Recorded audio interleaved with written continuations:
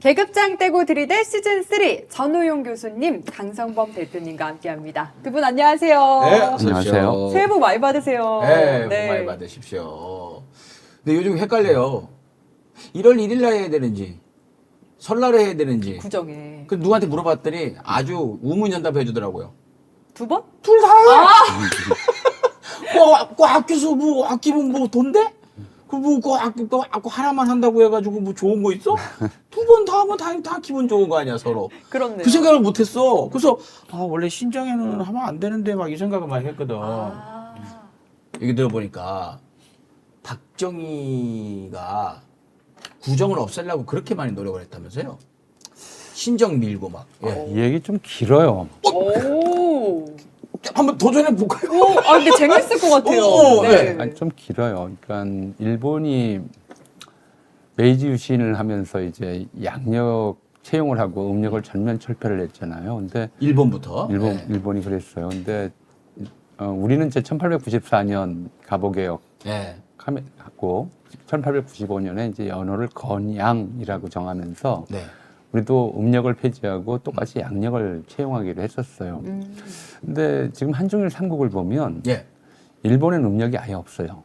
오. 네. 그렇구나. 일본은 아예 음력이라고 하는 개념 자체를 지워버렸어요. 설날 쉬는 것도 없고요. 없어요. 오? 음력 설이니 음력 추석이니 이런 게 없어요. 네. 네, 한국과 중국은 춘절이라고 그래서 음력 설 전후로 해서 쉬고 네. 또 중추절 그래서 추석 전후로 해서 또 장시간 쉬죠. 그러니까 일본은 추석도 없습니까? 없어요. 그럼 그게 일본- 언제 쉬어? 그러니까 언제 쉬어요? 천황폐하 아니, 뭐, 생일날? 그렇죠. 천장절, 오. 천장절, 예. 또 황후폐하 생일날, 와. 지구절. 또 뭐 나름대로 이런 만들었구나. 그런 그럼요. 것들. 어. 이게 이제 이른바 이제 음력과 양력을 공존시키는 네. 음력과 양전이 공존하는 문화가 지금 이제 한국과 중국에는 남아 있고 예. 일본에는 사라졌어요. 양력 중심이 돼 버렸죠. 이제 요 과정에서 일본이 이제 양력 전일주의, 네. 음력이 사라지게 되는 배경에 굉장히 중요하게 작용한 것이 현중의식이에요. 그러니까 이제 일본도 계속 뭐 그 사람들 제사가 있고 네. 종교적 축일이 있고 다 그랬을 거 아니에요. 네. 음력으로 살아오면서 뭐 신사에 가는 날, 절에 가는 날, 서월 초팔 이런 것들이 다 정해져 있었고. 예. 음력에 맞춰서. 그렇죠. 예. 잘 이제 없어지질 않아요. 근데 청일전쟁 이후에 일본 내에서 특히 이제 1900년 전후에서 초등학교 아이들을 먼저 교육을 시켜요.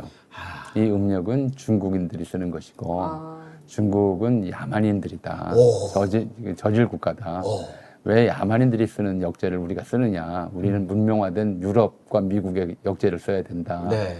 그렇게 이제 캠페인을 벌이고 이제 부모들이 거기에 동조하면서 양력 전일 국가가 되고 일본이 음력을 폐지한 것은 스스로 문명화를 이룬 네. 일종의 좀 자랑스러운 역사로 이제 일본인들은 기억을 하는 거죠. 아시아에서 유일하게 음력을 폐지하고 중국식 역제를 없애버리고 예. 서양력으로 일원화했다. 그리고 이제 한국은 좀 상황이 달랐어요.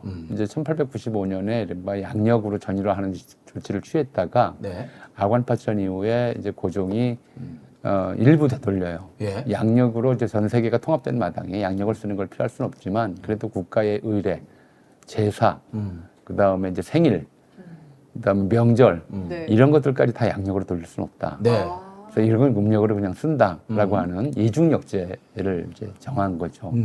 그러니까 우리가 지금은 아닌지 모르겠는데 지금 많이 변하고 있지만 네. 최근까지도 그래서 우리는 양음력이 병존해 있었고 음력은 주로 이제 생일, 제삿날, 이사 가는 날, 그다음에 그 밖에 명절 맞아요. 이런 것들은 음력으로 세는 그런 문화를 이제 계속 지녀 왔었죠. 네. 일제강점기에 이제 일본인들이 이걸 다시 일본식 양력 전일제로 돌리려고 했었어요. 네. 돌리려고 했는데 이게 이제 일종의 민족 감정을 건드린 거죠. 아하. 그래서 이제 우리 고유 문화를 없애고 일본 문화로 네. 이제 회귀를 하려고 하는 것이다. 오. 그래서 신정이라고 흔히 불렀죠. 신정, 부정 이런 네. 개념인데 양력설은 신정, 음력설은 부정 네. 이렇게 이제 나눠 불렀던 거잖아요. 네. 그러니까 이건 우리 전통적인 문화인데 일본이 이것을 없애려고 한다. 그래서 이 신정 서는 사람들 네. 이런 사람들 신정을 뭐라고 불렀냐면 외설이라고 불렀어요. 아, 외국설? 외국 아, 외국 설. 외인들의 좀 야한 설이다. 얘기인 줄 알았는데. 예. 외인들의 설, 그래서 외설이라고 부를 만큼 네. 이게 좀 민족적 전통이랄까, 네. 이제 민족 고유성, 수호 운동의 일환으로 이게 벌어졌기 때문에 예. 일본인들이 없애려고 해도 못 없앴죠. 근데 캠페인은 계속됐던 거예요. 캠페인은 계속됐던 것이고, 박정희 정권, 뭐 이승만도 마찬가지고, 이승만도 이제 양력 단일화, 네. 박정희 정권도 양력 단일화 이런 거는 이제 정책적으로 추진했는데 네. 잘 안 없어진 거예요. 안 없어졌을 뿐만 아니라 박정희 정권은 굉장히 강력하게 이걸 처벌을 했어요. 공무원들의 경우에. 예. 그걸 뭐라고 그러면 이중과세 금지라고 그랬어요. 네. 들어보셨어요? 이중과세 금지. 예. 세금인데. 이중과세는 꼭 세금 같잖아요. 네. 네, 저도 그렇게 그게 생각했는데. 아니고 어. 양력설에 쉬고 예. 음력설에 또 쉬는 거를 예. 해가 바뀌는 걸 과세라고 그러잖아요. 아, 아이예요? 어이. 어이. 과세인데 세자가 예. 해세자야. 세금 세자가 아니라. 예. 그래서 이중과세 금지 그래가지고 네. 양력설과 음력설을 둘 다 쉬는 것을 금지해서 일반 기업체에서 이제 신정에 쉬었으면 네. 1월 1일에 쉬었으면 음력설은 못 쉬게 하는 예. 그런 좀 강한 행정적 조치들을 해요. 예. 하는데 그게 되나? 예. 노동자들이 다 이제 음력설 되면 헛발하죠. 고향으로 간다고 가는데 예. 그럼요. 그래서 이게 이제 박정희 정권 내내 일종의 캠페인이었어요. 그러니까 지금 이게 한중 음력이 좀 용인되는 것 예. 또는 공식적으로 양력을 쓰면서도 이른바 명절이라든가 예. 축일이라든가 이런 것들을 음력으로 세는 문화는 이제 한중 공통이고 일본은 빠져나와 있는 거죠. 예. 그러니까 이런 상황들이 이제 이거 자체가 좀 근대사, 예. 동아시아 근대사를 반영하는 현상이에요. 예. 그래서 박정희가요. 그래서 이중과세 금지를 했지만 안 됐잖아요. 예. 안 되고 그냥 계속 이제 음력설대로 사람들이 예. 그러니까 국가의 공적인 좀 용인이 없는 상태에서 예. 국가의 그 행정 통제라든가 예. 지침을 어기고 계속 세워왔다가 나중에 가서 이제 음력설을 명절로 예. 처음에는 이것도 양력설이라고 부르지도 않고 예. 처음에 이걸 제정했을 때가 아마 노태우 정권 때인가 그랬던 걸로 기억하는데 민속의 날이라고 이름을 붙여줬어요. 기억나. 기억나세요? 희한했어요. 그래서 복잡했어. 국민들이 민속의 날이라고. 헷갈렸어요. 그러니까 설날 그러지를 않으니까 민속의 날이라고 이름을 붙였었고요. 얘기 나온 김에 조금만 더 하죠. 네. 그리고 설이라고 그러잖아요. 무슨 뜻일까요? 설이요? 눈설자는 아닐 것이고. 설. 설. 뭘까? 몰라요. 되뇌어도 몰라요. 네. 예. 우리가 설이라는 걸 어디서 쓸까요? 설설기다. 그죠. 거기 쓰죠. 설익다. 설익었다. 그거구나. 시작되니까 많은 것이 이제 시작되는 설익다에. 그러니까 해가 처음에 뜰 때 우리는 이제 우리나라 사람들은 예. 새해가 밝았다고 그래요. 네. 새해잖아요. 네. 해를 한자로 쓰면 어떻게 돼요? 한자로 쓰면은 일. 그렇죠. 예. 이상하잖아요. 월이 뭡니까? 실망입니다. 월 일이라고 붙였습니다. 살짝. 알겠습니다. 해가 한자로는 일이에요. 예. 그럼 일일 그러면 하루잖아요. 예. 근데 우리는 한 해 그래요. 아. 일일과 한 해가 어떻게 달라요? 한 해는 365일이고 아. 일일은 하루잖아요. 예. 그렇네. 그렇죠. 그게 우리말에서의 해하고 한자에서의 해하고 수명이 달라요. 한자의 일은 하루살이고요. 네. 우리의 해는 365일 살아요. 개념이 그래요. 한 네. 해가. 그리고 새해라고 부르는 것은 해가 이제 12월 31일 네. 섣달 금음날 이제 해가 죽어요. 그리고 1월 1일에 음력 1월 1일에 새해가 뜨는 거예요. 네. 그래서 새해라고 그래요. 새해가 뜨면 신생아잖아요. 네. 신생아는 이게 살지 죽을지 알 수가 없어요. 불안한 거예요. 네. 그래서 항상 조심해서 다뤄야 돼요. 우리가 아기가 태어나면 처음 100일까지는 밖에 내보내질 않아요. 네. 3, 7일까지는 외부 사람을 들이지도 않아요. 그래서 고추 달아놓고 그렇죠. 오지 말라고. 그게 3, 7일이라고 해서 그 기간 동안에는 외부인 출입 금지예요. 그리고 100일이 지나야 아기를 데리고 밖으로 나갈 수가 있어요. 이제 이런 개념들이 있었거든요. 그러니까 신생아는 굉장히 조심스럽게 다뤄야 한다. 근데 얘기 들어보면은 막 옛날에 그 밭일하다가 낳고 그러니까 물론 그렇지만 개념 자체가 아, 예. 갓 태어난 것들은 위태롭기 때문에 네. 굉장히 조심스럽게 다뤄야 한다. 그래서 이 새해가 뜨면 이 해가 어떻게 될지 모르니까 인간은 조심해야 된다. 그래서 이제 새해가 뜨는 그날을 설이라고 그러는 거예요. 설설 조심해야 된다. 설은 조심한다는 뜻이에요. 설이 걷다의 그 예. 설자였구나. 아직 덜 자랐다는 거죠. 그래서 어. 정월 대보름이 되면 15일이 지나면 네. 네. 이제 해가 이제 완전히 살았다 해가지고 근데 대대적인 축제를 벌인 거죠. 이게 굉장히 오래된 좀 우리의 전통이에요. 그래서 이제 설날이라고 하는 것이 예. 뭐 즐기는 날도 아니고 음. 원래는 굉장히 조심스럽게 하루를 시작하고 그로부터 보름 동안은 이제 좀 방제하지 않게 네. 우리가 조심 그러잖아요. 마음을 다잡는 걸 조심이라고 그러고요. 몸을 다잡는 거를 조신이라고 그래요. 네, 조신하게. 조신하다, 네. 조심하다 둘 다예요. 둘 다 조심스럽게 살아가는 기간. 이 기간이 원래는 이제 설날부터 정월 대보름까지 보름간이었어요. 정월 대보름까지 그 불엄을 씹는 이유도 그거는 저기 피부병 그것 때문에. 그건 뭐 이제 다양한 이제 그 좀 민간 속설들이 뭘로 있죠. 알고 있어요? 저는 악기를 쫓는다고. 알고 아, 좀 부스럼 없앤다고. 네. 불엄 네. 씹는 거요. 이가 튼튼해진다는 말도 있고 정월 대보름은 또 여러 가지를 하죠. 병을 막기 위해서. 그러니까 주로 이제 천재지변이 태양의 운동과 관계가 돼 있다고 생각을 했기 때문에 정월 대보름 좀 되면 불엄도 씹고 다리 밟기도 하고 네. 더위도 팔고 예. 이런 것들을 다 한꺼번에 다 했죠. 해봤어 그거? 좀 지불놀이? 한 번도 안 해봤어요. 보기만 하고. 그 지불놀이 이제 깡통에다가 철사 달아가지고 예, 예. 이제 불 때서 돌리는 거거든. 밤에 보면 진짜 멋있어. 근데 그날이 제가 동네에서 맨날 찌그러져 있다가 제일 어깨 펴는 날이에요. 잘해서 고물상을 해서 아, 깡통 없는 애들 왜 너 뭐 없냐?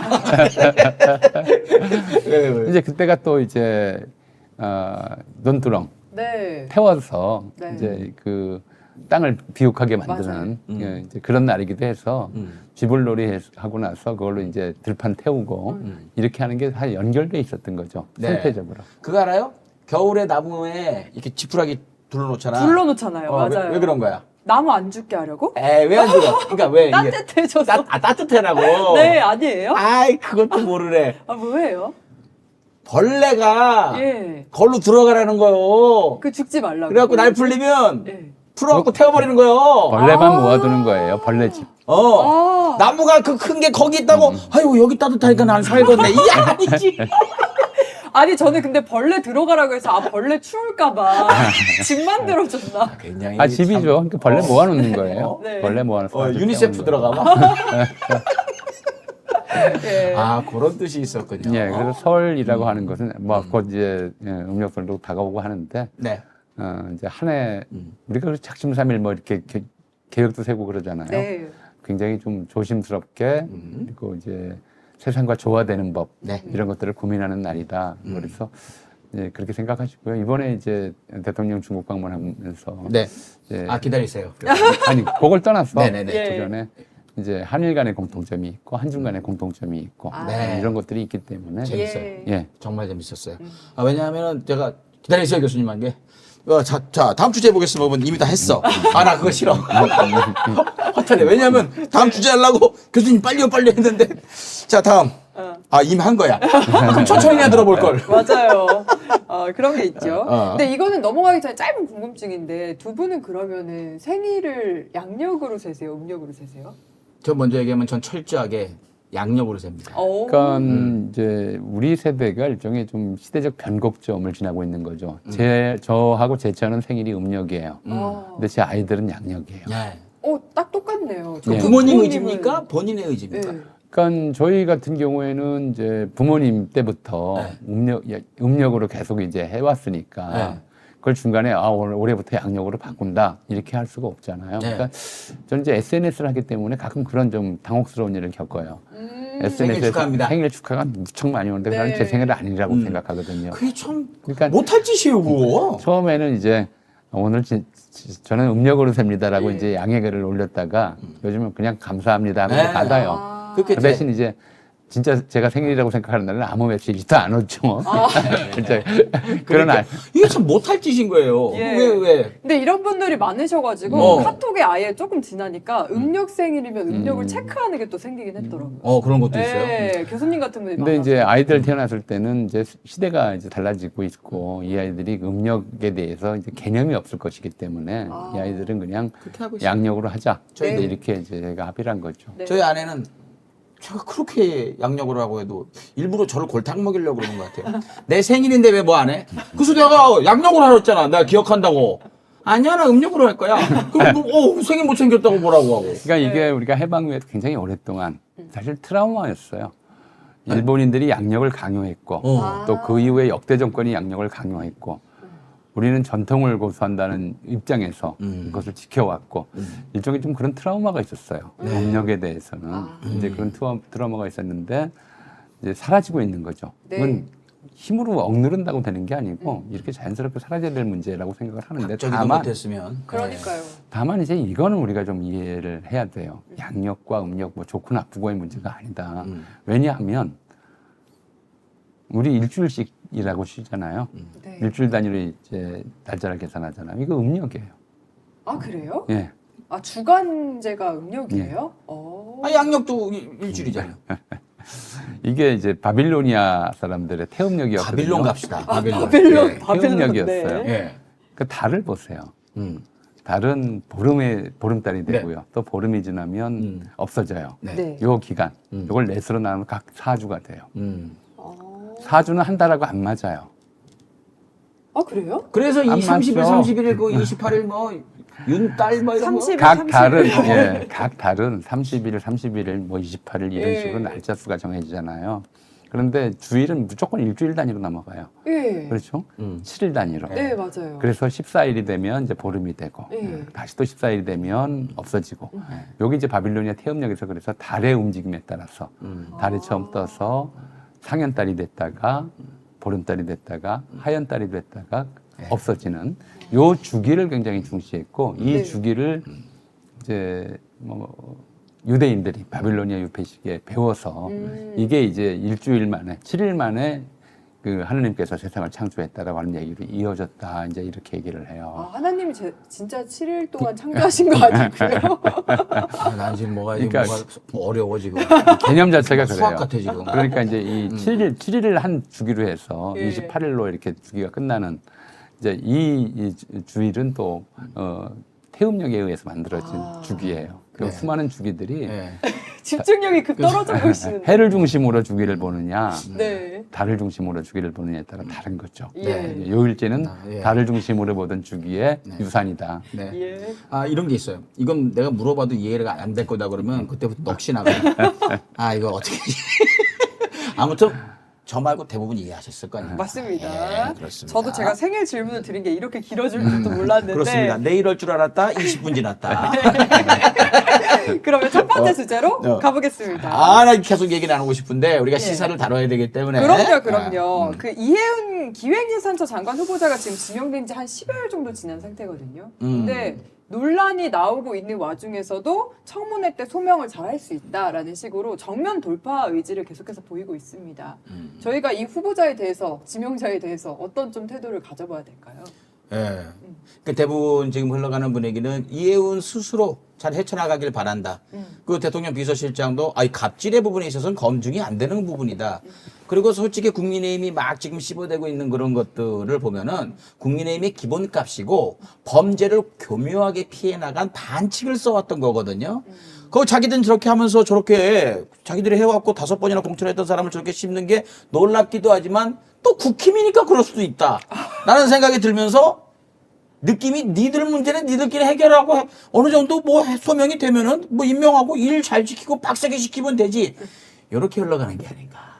그렇죠. 근데 좀 저로서는 사실은 그 좀 뉴스를 봤을 때 예. 밥 먹다 바퀴벌레 씹은 기분이었어요. 저도 기분 더러웠어요. 콩밥인 줄 알고 씹다가 이게 이건 바퀴벌레 아니야 이런 느낌. 많이들 그랬어요. 예, 이제 사실 제가 떠오른 건 그거였어요. 우리 해방 직후 상황이 확 떠올랐어요. 내란을 겪고 지금 우리 사회가 이 나라가 지향해야 될 점이 뭐냐? 내란 극복, 내란 종식, 민주주의 회복이라고 하는 것이 이제 가장 중요한 과제다. 근데 이제 그런 문제가 좀 있어요. 그러니까 해방 직후에는 그 과제를 우리가 과제 중심으로 사실 그런 식으로 보는 것이 정치적으로 좀 적당한지는 저는 별건으로 하고 역사적으로 보자면 과제 중심으로 이제 상황을 볼 수밖에 없거든요. 해방 직후의 시대적 과제가 뭐냐? 민주독립 국가 수립이다. 민주독립 국가를 수립하는 데 있어서 그럼 이제 민주주의가 되는 거잖아요. 근데 이 민주독립 국가를 수립하는 과정에 군국주의자들, 네. 친일파들, 네. 친일 민족 반역자들을 어떻게 처리할 것이냐. 네. 이게 이제 그 시대의 시대적 과제. 그랬죠. 이제 담론의 중심에 놓을 수밖에 없었죠. 어떻게 하는 게 옳으냐. 제일 좀 완화될까 관용적인 이제 견해로는 뭐 과거에 친일을 했더라도 그 국가의 잘못을 반성하면 민주독립 국가 건설에 같이 참여할 수 있다. 가장 이제 관용적인 제안이었고 가장 좀 엄격한 제안은 친일파들을 하고 어떻게 같이 국가를 만들 수 있느냐. 이렇게 될 수밖에 없어요. 이 두 제안 사이에 어느 지점에선가 이제 친일파에 대한 처리 경계선을 그어줘야 돼요. 네. 왜냐하면 우리가 아는 친일파들이 무슨 뭐 자귀받은 자들, 조선총독부 고관, 중추원 참의, 뭐 일본군 밀정 이런 자들만 있는 게 아니었거든요. 전에도 말씀을 드렸지만 일반인들이 일상에서 접하는 이 친일 민족 반역자는 별 사람들이 아니에요. 특히 1940년대를 놓고 보자면 뭐 평소 사이가 나빴다고 해가지고 자기 아버지 이름을 징용대상자 명단에 올렸던 면석이 그런 사람 있잖아요. 네. 그런 사람 한둘이 아니에요. 지금 보면 징용대상자 명단을 작성하는 게 이제 면석이가 작성할 때 평소 자기 기분 나쁜 사람, 야 이거 여기 마을에서 쫓아내야 되겠다, 쫓아내고 싶다. 저건 그 탄광에서 이러다가 죽여버리고 싶다. 이런 식의 사감을 품고 명단 작성한 사람들이 굉장히 많았거든요. 그 정진석 아버지가 면석이었나요? 그런 사람들도 있고, 네. 그다음에 무슨 뭐 경방단 단장, 네. 아니면 이제 면석이들이 하는 일들이 뭐 그런 것들이에요. 경방단 단장이에요. 요즘으로 치면 민방위대 대장. 예. 이제 이런 사람들이 여기서 또 교수님이 자 그럼 이 얘기를 좀 길어지는데 아니에요. 예, 그 민방위 같은 거. 네. 뭐 그다음에 이제 뭐 집에 들어와 가지고 공출이라고 해가지고 놋그릇 같은 거 찾아가지고 뺏어가는 짓. 군용으로. 예. 예. 공출이라고 숨겨놓은 저 쌀 이런 거 훔쳐가는 뺏어가는 이런 사람들. 예. 이런 사람들도 저거 친일파 아니야? 그렇죠. 그다음에 일본 뭐 지주의 마름, 그죠? 좀 봐줄 수도 있는데 네. 아주 혹독하게 일본 지주를 위해서 소장력 이제 완장차 빼앗고 타고. 이런 네. 사람들, 이런 사람들이에요. 근데 말단 순사들, 뭐 저 이제 조금 독립운동 의심된다고 해서 사람 막 잡아가고 때리고 아니면 학교 교사들. 예. 우리말 쓴다고 전에 임박태 때리고. 감독이 그랬지만 때리고 했던 사람들 네. 이런 사람 친일파란 말이에요. 근데 그런 사람 다 빼면 친일파 청산이라고 하는 우리가 과제가 있다고 하더라도 네. 너무 많아져요. 그건 또 그러네. 이건 어디까지 선을 어디까지 손을 그어야 되나 우리가 이게 이제 그 시대의 고민거리였어요. 되게 애매하긴 하네요. 예. 친일파가 일본의 무슨 고위 관료나 귀족이나 이런 정도로 제한하면 몇십 명밖에 안 되는데 네. 또 일상에서 겪었던 친일 세력이라고 하는 그 집단을 좀 그어버리면 네. 도대체 한 30% 될까 20% 될까 뭐 이렇게 돼버리는 거예요. 어마어마한 숫자. 이런 문제들 때문에 합의가 안 되고 논란이 계속되는 사이에 그럼 어떤 일이 벌어졌냐면 자 반성해도 안 되는 사람이 있어요. 사과로 넘길 수 없는 사람들이 있어요. 악질들은. 네. 사과만 하면 그냥 봐줄 수 있는 사람도 있어요. 네. 근데 그 경계가 일찍 정해지지 않다 보니까 초기에. 예. 속이 안 정해지다 보니까 사람들이 불안해하는 거야. 누가 네. 나도 이거 민족 반역죄로 몰리는 거 아니야? 나도 친일파라고 지목한 사람들이 있는데 네. 이게 좀 친일파의 규정이 너무 단단해지면 엄격해지면 나까지 친일파로 몰리는 거 아니야? 이렇게 불안해하는 사람들이 생기는 거죠. 예. 그들이 뭉쳐요. 예. 그러면서 오히려 반민족 세력, 친일 반민족 세력이 처음에는 막 불안해하고 지리멸렬하고 어떻게 해야 될지 너는 친일파고 나는 아니야 막 이렇게 하다가 예. 자기들끼리 뭉치는 현상이 나타나요. 그리고 또 그들이 경제적으로나 뭐 위치적으로 그렇죠. 또 기득권층일 네. 테고요. 더하니까. 예. 아, 그러니까 그들이 뭉치면서 세력이 강해져요. 네. 그러니까 우리가 반민특위가 실패했다고 하는데 경찰이 거의 다 이제 이렇게 돌아서 버린 거예요. 예. 아, 저는- 중간에 안 할 수 있는데. 지지부진해져 버려서. 그러니까 지금 이 문제는 비슷한 현상이 지금 벌어지고 있어요. 아, 지금 우리가 내란 세력, 예. 내란 동조 세력 음. 이렇게 이름을 붙일 수 있어요. 그냥 개념적으로는 네. 누구까지냐. 음. 이렇게 되면 우리가 여기 합의가 된 바가 없죠. 네. 합의를 해본 적이 없어요. 네. 예를 들어서 윤석열과 거기에 이제 바로 그 당시 그 계엄의 밤에 네. 그 계엄령에 협조했던 군인들, 그다음에 한독수 등의 네. 내란주의 임무 종사자들 있을 거고요. 음. 그 뒤에 윤석열 체포를 방해했던 경호 조직원들, 예. 그 앞에서 있었던 국힘의원들, 예. 그리고 이제 윤어게인 뭐 서부지법 폭동, 네. 난동을 선동하고 주도했던 그룹들이 있고요. 네. 지금도 윤어게인을 외치는 사람들이 있고 음. 국민의힘도 있어요. 네. 윤어게인하고 이제 같이 그 행보를 같이 해온 국민의힘이 있죠. 네. 그럼 어디까지가 내란 세력으로 봐야 되나? 전부 단 것 같습니다. 그거. 그렇죠. 난 그 생각 해봤어요. 그 생각 해봤는데 저는 기준을 이렇게 잡았으면 좋겠는 거예요. 오. 그 앞에 체포한다고 했을 때 막으러 갔던 국힘, 네. 예, 윤호개인들 예. 뭐 용서 못하죠. 그리고 그거 말고도 집회들이 윤호개인 집회들이 벌어졌을 때 갈 수는 있다고 봐요. 올라가서 마이크를 잡은 사람까지는 용서가 안 되는. 아, 참석자까지는 괜찮고. 그래서 이해운이 놀라웠던 거예요. 한 두세 번 잡았단 말이에요. 한 번도 아니고. 예. 그래서 좀 그러니까 지금 수긍하기가. 이제 그 이재명 대통령은 내란 세력의 분묘를 축소하는 안을 하신 거예요. 그러니까 이제 제가 볼 때는 그래요. 이분이 무슨 말씀을 그 전에 하셨냐면 내란은 나치 전범 그 내란 세력은 네. 나치 전범 추적해서 처벌하듯이 끝까지 뿌리를 뽑아야 된다고 얘기를 하셨어요, 분명히. 네, 맞습니다. 이재명 대통령 하신 얘기예요. 네. 내란 세력과는 타협할 수 없다. 그렇습니다. 그들은 단죄의 대상이다. 음. 라고 얘기를 했던 거죠. 근데 이제 일반 시민들의 시각에서 이해운은 내란 세력인가?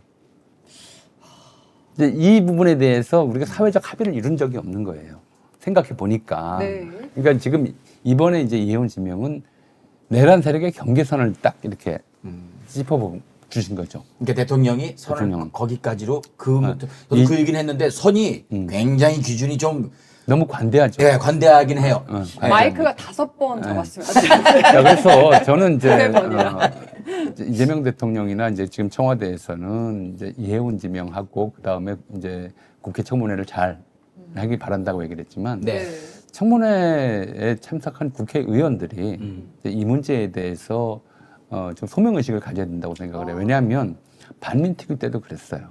당시 이승만 대통령은 굉장히 이제 관대한 정도가 아니고 저쪽 편인 것 같았잖아요. 그렇죠. 이승만 예. 대통령 때문에 이렇게 된 거 아니에요? 그런 상황들을 그런 이제 기준을 제시했는데 국회에서 조금 더 엄격한 기준으로 만들었던 것이죠. 그렇게 해서 반민특위가 만들어졌는데 결국은 이승만이 이제 그걸 이제 와해시켰단 말이에요. 근데 그쵸. 지금은 이재명 대통령은 이승만이 아니잖아요. 아, 예. 네. 그러면 벌 받죠. 예. 그렇죠. 예. 아니, 이승만하고 같을 수가 없어요. 당연하죠. 내란 세력에 대해서는 대단히 이제 원칙적인 자세를 아, 가지고 그런 있는 생각을 하면 벌 받는다는 그렇죠. 겁니다. 아, 네. 원칙적인 좀 태도를 좀 천명을 하신 바 있고 다만 이제 이 부분에서 내란 세력이라고 우리가 너무 늘려버리면 국민 자체가 분열돼 버린다. 네. 그 내란 세력이라고 하는 부분을 단죄하되 그 범위는 최소화하자 이런 안을 내놓으신 것이고 네. 이 안이 이제 우리 국민이 합의할 수 있느냐 동의할 수 있느냐에 대한 숙제를 국회에 던진 거라고 저는 생각합니다. 네, 네, 네. 근데 저는 궁금한 게 민주당 쪽 그 위원들은 너무 고민이 될 것 같거든요. 이거 고민이 되지만 예. 이 점에 대해서는 그래서 소명 의식이 필요하다고 말씀을 드렸던 거예요. 네, 그 부분이 국회의원들이. 궁금해요. 그래서 저는 지금 보니까 민주당 분위기는 그냥 능력 위주로 아마 검증하는 분위기가 되지 않을까. 아. 왜 국힘이 알아서 난리를 칠 테니까. 네. 그리고 오늘 여론조사가 나온 걸 보니까요. 제 생각보다 훨씬 이거 잘못했다가 40이 훨씬 많아요. 근데 괜찮다, 잘했다, 예운 임명 뭐 이렇게 할 수도 있다라고 하는 게 35%예요. 35대 40이라서 이렇게 분위기가 흘러가고 있구나. 이 정도로 저는 뭐라 생각하면 이재명 대통령이 인정받고 있구라고 생각했어요. 예, 이건 이제 이재명 대통령이기 때문에 35%가 나오거든요. 맞습니다. 만약에 예. 이해운 씨가 민주당 소속이었고 똑같은 의혹이 제기됐다면 이건 낙마예요. 낙마 정도가 아니고 네. 지금 이건- 당대표까지 사과를 했지. 예, 사과해야 될 상황이에요. 예. 근데 국민의힘 소속이니까 봐주는 거예요, 오히려. 아 오히려 여론 자체가 음. 이제 그렇긴 해요. 그런 부분들이 있는데, 근데 이 사람 이제 보면, 그러니까 꼭 그런 느낌인 거죠.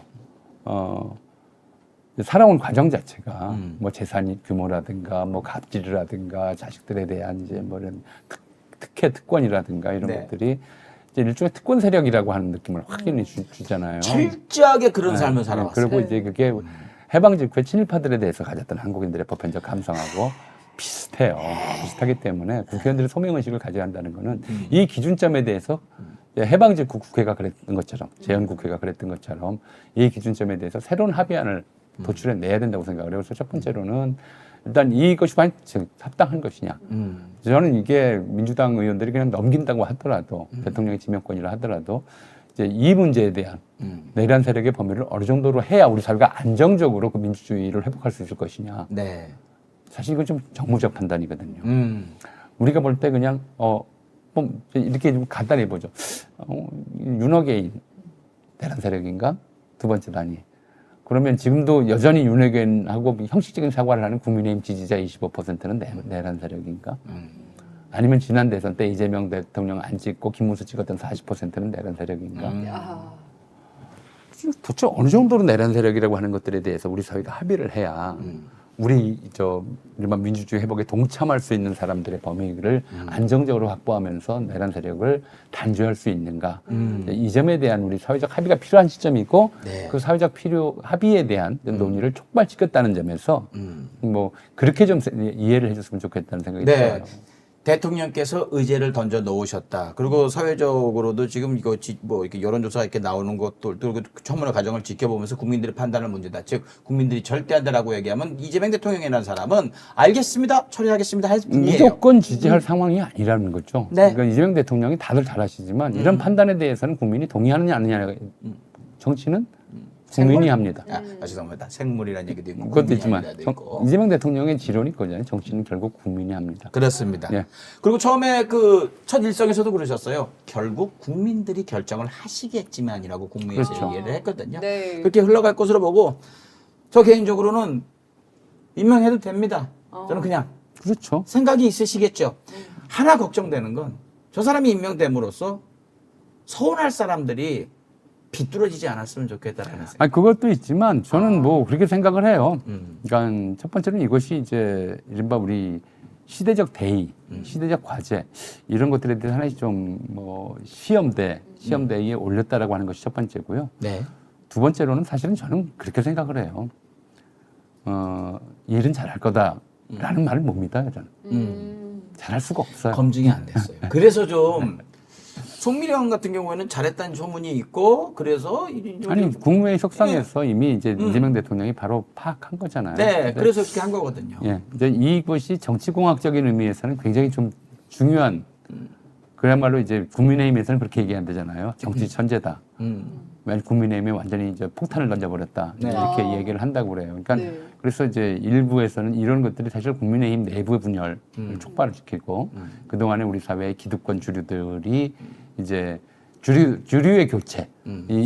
이까지 전망할 수 있는. 왜냐하면 해방 이후 지금까지 민주화 운동하다가 국민의힘 군사독재 잔재 세력에게 투항한 사람은 무수히 많았지만 그 반대의 경우는 거의 없었거든요. 네. 근데 그런 상황들이 벌어지고 있는 것이기 때문에 이제 주류 교체의 가능성을 좀 네. 엿보게 만드는 그런 일이다라고 해석은 하는데, 네. 근데 실제로 이제 기획예산처 장관이 돼서 제대로 뭐랄까요? 한번 보세요. 능력. 네. 기획예산처라고 하는 것이 이제 이 재경직 공무원들 행정고시 이 사람들 사법고시 다음이에요. 네. 검찰들만큼이나 엄청난 좀 엘리트 의식에 가득 찬 사람들이고 이런 사람이 이혜훈 같은 사람을 저렇게 잘 따를 수가 없거든요. 조직 장악력이 있을 가능성이 저는 별로 없다고 보는데 능력도 있을 거라고 있을 거라고 기대는 하지 않는데 네. 그래서 뭐 이제 그런 면들이 어찌됐건 있어서 그 임명이 되게 되면 지금 그렇게 흘러가고 있는 것 같은데 임명이 되게 되면 이재명 대통령이 어떻게든 잠을 안 재워서라도 일을 잘하게 만들어야만이 저 지금 저 상태에서 이혜훈이 일도 못 해버리잖아요. 그러면 저것들은 또 의기양양할 수도 있어요. 저는 이혜훈 임명이 저들을 흔들 수 있다라고 생각했는데 오히려 저것들이 마지막 힘을 발휘를 해가지고 우리한테서 튕겨져 나가면 배신하면 어떻게 되는지 보여주겠어. 이거를 하고 있다고 생각을 하거든요. 이혜훈이 완전히 나락으로 가는 모습을 보이게 되면 저들이 과연 나도 저쪽으로 가볼까? 나도 이제 좀 생각을 좀 바꿔볼까? 못하죠. 이럴까? 그런 그 생각이 좀 들어가지고 지금 굉장히 복잡한 상황인 것 같아요. 그렇죠. 정치공학적으로는 굉장히 어려운 상황이고요. 근데다 이제 저는 뭐 이제 역사학자니까 네. 역사적 과제로서 보자면은 이제 이번 우리가 반민특위 때와 같은 네. 그런 좀 실패를 다시 보면서는 안 된다라는 생각이라서 네. 이제 이 지점에 대해서 우리가 좀 합의가 필요하다. 네. 그러면 또 이 질문을 또 안 하시면 잠깐 말씀 나오셔가지고. 네. 그리고 중간에 살짝 얘기하셨어요. 이제 주류의 교체가 이루어지는 게 아니냐. 그런 얘기들이 많이 나와요. 예. 그래서 이제 아까 말씀하셨듯이 주류로 넘어가는 사람들은 있어도 비주류로 역류하는 사람들은 거의 없다라는 얘기들이 있었는데 이번에 이혜훈 이거를 보면서 드디어 대한민국의 주류가 완전히 바뀌었음이 이걸로 드러난 게 아닌가? 이런 얘기들도 있는데 아니라는 사람도 많고. 네. 아직은. 제가 선거를 앞두고 예. 이 대통령 지난번 6월 그 대통령 선거를 앞두고 그때 아마 어떤 좀 시민언론민들의 기관 그래서 이 선거의 역사적 의미가 되기를 바라는 선거에 기대하는 점을 쓴 적이 있어요. 네. 거기에 이제 두 가지를 썼었는데 뭐 민주주의 회복이 하나고 두 번째로는 우리 사회 주류 의식의 교체라는 거였어요. 일단 저 같은 사람들은 명확하게 주류라는 것이 경제적인 기준인 건지 아니면은 그 가치관을 공유하는 사람들의 숫자를 얘기하는 건지. 그러니까 어쨌든 어떻게 보면 경제적이라기보다는 사회적인 개념이에요. 네. 예를 들어서 우리가 회사에 다니면 예. 평사원들, 예. 중간 간부들 이런 사람들 중에는 이제 민주당 지지자들이 많아요. 근데 최고 CEO 예. 임원들 이쯤 올라가면은 대개가 이제 국민의힘 지지자가 돼요. 허허. 보수 지지자가 돼요. 네. 네. 자, 경제적으로 보더라도 뭐 서울에서 예를 들어 보자면 서울 변두리 지역들 이런 쪽에서는 민주당 지지표가 꽤 많이 나와요. 네. 그런데 부자 동네 가면은 뭐 압구정동 이런 데 가면은 압도적- 국민의힘 지지율이 80% 이상만 나와요. 이런 현상이에요. 네. 그러니까 한국 사회가 그동안 뭐 이제 민주당 정권도 있었고 국민의힘 정권도 있었지만 이게 양가적이질 않아요. 대등하질 않아요. 그러니까 이제 그런 의식이 실제로 자기들뿐만 아니라 주위에서 공인해 주는 의식이 뭐냐면 조선일보를 보고 국민의힘을 지지하는 사람들이 우리 사회의 주류다라는 이제 굉장히 강한 의식이 형성되어 있어요. 네. 이런 사람들이 주장하는 것이 자기들이 대한민국 세력이고 자기들한테 저항하면 반대한민국 세력이다라고 얘기를 하는 것이고 자기들이 애국이다. 그렇죠. 이게 윤석열이 말한 예. 종북 반국가 세력 일거에 척결하겠다고 하는 것이 주류에 도전하는 예컨대 검찰이라든가 김현장 법조계라든가 그다음에 정경련 기업계라든가 이런 쪽에서 계속 이른바 이제 우리가 현대사가 진행되는 과정에서 부패 또는 이제 반민주 이런 행동들을 통해서 기득권을 확보하고 부를 추적했던 이 세력 자체가 네. 스스로의 주류 의식을 가지고 있는 거예요. 그들이 대한민국의 중심이다라고 하는 의식들을 가지고 왔었거든요. 네. 민주화 운동 세력은 다 비주류예요. 뭐라고 그래도 비주류예요. 이재명 대통령 뭐라고 그랬어요? 비주류 정치인이라고 그랬어요. 대통령이 됐는데도 비주류 정치인이었고 내내 비주류였다고 그렇게 얘기를 해왔어요. 뭐 항상 그래 왔어요. 우리 사회는 김대중 대통령이 처음으로 수평적 정권 교체를 이뤘지만 내내 민주주의 또 이제 민족 통일 이런 가치를 얘기하는 사람들은 다 비주류였어요. 근데 이런 비주류 의식이 이제 극복되는 계기가 되었으면 좋겠다. 왜냐하면 이렇게 주류한테 선택돼야 예를 들어서 이렇게 보죠. 우리가 현상적으로 볼 때는 조선일보 뭐 조중동이 있고 무슨 그에 대한 이제 대항하는 매체로 뭐 한경호가 있다 이렇게 얘기를 하잖아요. 칼럼을 써도 원고료가 3배 이상 차이 나요. 아, 3배까지나. 예. 3배 이상 차이 나요. 똑같은 양을 써도. 한결에 돈이 없다고 맨날. 아니, 그래요. 똑같은 양을 쓰는데 저기다 쓰면 3배 더 줘요. 그럼 그게 주류지. 그럼 강성범 TV는 주류군요. 완전 주류죠. 초주류입니다. 그러니까 이런 것들로 이제 의식들이 이렇게 되는 거예요. 네. 그러니까 이제 이른바 자기 사익을 위해서 경제적 이익을 위해서 전향해 전향하면서도 그게 마치 무슨 뭐 자기가 네. 정당하게 좀 이렇게 뭐랄까요 공적 마인드로 전향했다고 거짓말들을 많이 해요. 그런 일들을 하면서 이제 일반 주류 세력에 편승하는 비주류들이 굉장히 많았던 거거든요. 네. 근데 이제 이참에 이재명 대통령이 되면서 이제 민주주의가 내란 세력은 이제 우리 사회 비주류가 돼야 되고 네. 민주주의를 위해서 이제 노력해왔던 그런 사람들이 우리 사회의 주류가 돼야 되고 주류 의식을 가져야 된다. 네. 이렇게 의식. 말씀드렸어요. 우리가 주류라는 예. 그 자부심 이런 것도 가져야 되고 그렇죠. 품을 좀 넓혀서 보수였지만 극우는 아닌 사람들의 상당수를 흡수해야만 우리가 진짜 진정한 주류가 그건 될 수 이제 있고. 주류가 될 수 있다는 거죠. 예. 그러니까 중심이 되는 거예요. 중심적 담론을 바꿔야 돼. 이야기들을 사람들의 생각을 바꿔야 돼요. 그러니까 이제 저는 그래서 지난번에도 그런 말씀을 드렸지만 왜 우리가 이제 조중동 이런 것들을 레가시 미디어라고 그동안 불렀잖아요. 네. 정규 언론, 네. 근데 요즘은 이제 재래식 언론이라고 부르자. 예. 이제 이걸 비주류로 몰아내는 이제 일종의 담론 전략이라고 그래요. 네. 말을 그렇게 씀으로써 저들을 이제 비주류로 몰아내는 거죠. 네, 저는 그 완성이 아까 말씀드렸듯이 CEO는 보수라고 했잖아요. 근데 지금 이 기업 오너들 이렇게 이 이재명 정권이 들어서면서 자기들의 기업 환경이라든지 뭐 이런 것들 걔들은 비용으로 따지잖아요. 아, 내가 이 정권의 기류에 맞춰가지고 사업을 할 때 오히려 더 이득이 되는구나.